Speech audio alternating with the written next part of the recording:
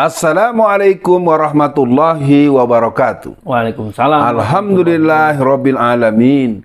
Asyhadu an la ilaha illallah wa asyhadu anna Muhammadan abduhu wa rasuluh.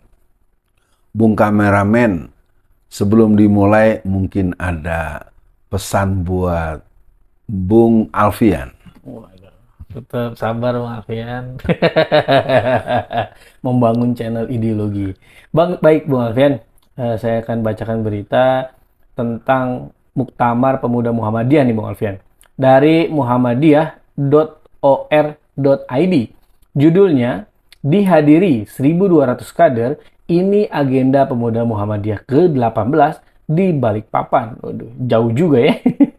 Muktamar Pemuda Muhammadiyah ke-18 di Balikpapan Kaltim diselenggarakan selama 4 hari dari 21 Februari sampai 24 Februari. Agenda Muktamar adalah merumuskan agenda strategis keumatan, kebangsaan, dan kemanusiaan semesta, serta memilih kepemimpinan baru periode 5 tahun ke depan, membawa tema Pemuda Negarawan, Harmoni Memajukan Indonesia. Ada 38 bakal calon ketua umum Pemuda Muhammadiyah yang sudah mendaftar dan telah mendapatkan rekomendasi 5 pimpinan wilayah. Bagaimana respon awal ya Bung Alfian? Alhamdulillah. Buat seluruh muktamirin Pemuda Muhammadiyah, saya Alfian Tanjung, salah satu narasumber atau instruktur nasional Taruna Melati 3 Pemuda Muhammadiyah Pusat, yang mungkin peserta yang pernah mengikuti Latsar yang ada di Anyer, Banten. Kita masih ingat pada tahun 2015 kita bertemu 17 provinsi. Allah. Apa yang ingin saya katakan? Pemuda Muhammadiyah artinya pelanjut misi kemuhammadiyahan. Wah. Pemuda Muhammadiyah memiliki satuan laskar yang bernama Kokam. Betul. Kokam lahir karena untuk menghadapi PKI. Maka saya punya pesan pertama agar dibahas bagaimana sikap nasional Pemuda Muhammadiyah CQ kepada Kokam dalam rekomendasi ke depan adalah apel Kokam nasional mengganyang kedatangan atau kebangkitan atau reinkarnasi PKI dengan segala perintilannya, dengan segala komponen dan elemennya. Muktamar ini tentu akan kita ikuti, baik pemberitaannya dan teman-teman, adik-adikku, keponakan-keponakanku, dan para sahabat-sahabat Angkatan Muda Muhammadiyah di Pemuda Muhammadiyah. Ingat, Muhammadiyah dilahirkan untuk membentengi umat Islam dan meninggikan izul Islam wal muslimin. Siap. Wah, mantap ya Bung Alfian.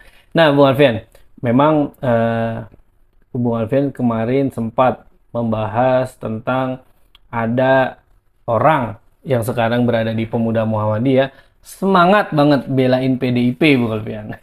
Benarkah calon ketum PP Pemuda Muhammadiyah ini kader PDIP? Ini yang menonton sudah 27.000 Bung Alfian, dan responnya udah 221 komentar. Nah, Bung Alfian, saya membersamai Bung Alfian dalam dibacain berita. Ada beberapa hal yang saya bacakan waktu itu. Contoh misalkan Masjid Muhammadiyah yang dibakar di Lamongan. Betul. Kemudian ada plang Muhammadiyah yang digolok atau dirobohkan. Kemudian ada sekolah Muhammadiyah di Mandailing Natal yang 5 kali dirusak. Nah, ini kan perusakan secara fisik Bung Alfian. Kalau saya malah jadi yakin Bung Alfian, secara ideologi, secara internal, secara pandangan mereka juga ada yang bertugas untuk merusak. Kalau Bung Alfian memandangnya bagaimana? Ya, yang pertama buat muktamirin agar juga membahas kejadian ini dengan lebih lengkap. Nah, Karena fasilitas atau instansi Muhammadiyah yang dirusak itu hanya yang terberitakan. Belum yang tidak terberitakan. Ada yang masjidnya dibakar, ada yang sekolahnya dirusak, ada yang ustadznya ditusuk, ada yang gurunya dicegat di jalan. Ini mungkin buat pemuda Muhammadiyah, ya, muktamirin yang hadir agar menyampaikan dalam laporan-laporan tanggapan-tanggapan untuk menceritakan ini. Ini mungkin bagian pertama yang harus saya sampaikan. Nah, yang lainnya mungkin buat pemuda Muhammadiyah perlu merancang pembicaraan-pembicaraan yang sifatnya ke depan. betul. Negeri ini dalam keadaan sangat-sangat tidak baik-baik saja. Ya. Jadi pembicaraan tentang negarawan, apakah negarawan? memindahkan ibu kota negara yang sebetulnya tidak urgen. Semua orang tahu kok, negara kita ibu kota dipindahkan itu tidak ada skala prioritas. Yang prioritas itu mensejahterakan masyarakat, menormalkan harga BBM, syukur-syukur diturunkan, dan membuat kemudahan-kemudahan yang sifatnya pelayanan publik. Kalau kita dengar banyak hal yang membuat masyarakat semakin berat, apalagi orang yang tinggal di Jakarta, nanti tahu-tahu ada jalan berbayar, itu pun sudah diumumkan dengan sangat luar biasa. Iya. Artinya, pemuda Muhammadiyah akan bermuktamar, jadilah negarawan yang membela masyarakat, membela umat, dan membela aspirasi masyarakat bawah. Ya, Bung Alfian. Bung Alfian begitu semangat, tapi kok saya pesimis ya Bung Alfian dengan pemuda Muhammadiyah. Karena ada berita nih Bung Alfian. Januari 2023. Cak Nanto dukung Jokowi bangun IKN di Kaltim. Innalillahi. Ya.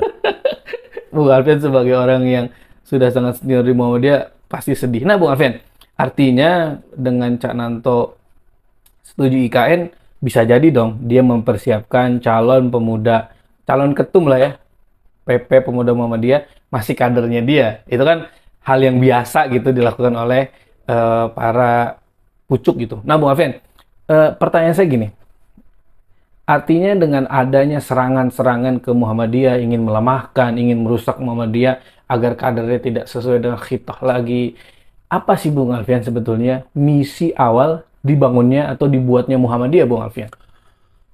Background kelahiran Muhammadiyah atau milad Muhammadiyah dalam bentuk dia dilahirkan yang terjadi pada tanggal 18 Oktober tahun 1912. Iya. Akan saya jelaskan setelah saya merespon penyampaian barusan. Cak Nanto berpendapat seperti itu bukan hasil syuro. Itu pendapat pribadi, itu menggaya orang yang suka berpendapat secara sepihak. Biasanya. Karena kedatangan dia juga menjadi ketua umum periode yang lalu sebetulnya sangat resisten. Dan saya tahu betul, lebih dari 80% Angkatan Muda Muhammadiyah yang dibesarkan dalam gerakan-gerakan pengkaderan dari yang namanya Taruna Melati 1, Taruna Melati 2, dari yang namanya DAD, DAM, DAP, dan seluruh angkatan pemuda Muhammadiyah se-Indonesia, mereka memang mengalami proses penguncian dari permainan politik yang sangat jelas.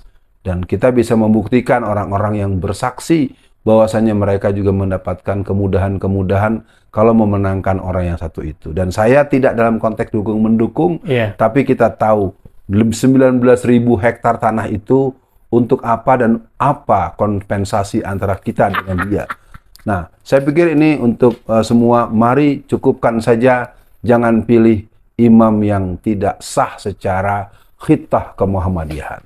Muhammadiyah didirikan dengan dasar yang banyak, tapi terkerucut menjadi 3. Yang pertama, untuk merespon kristening politik, yang merupakan kelanjutan dari misi penjajahan Belanda, dan saat itu Indonesia belum merdeka.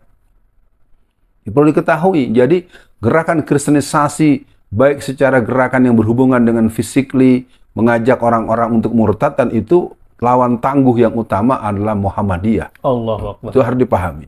Yang kedua adalah untuk melawan dominasi bisnis ekonomi Cina yang sejak dulu memang selalu berpihak pada penguasa.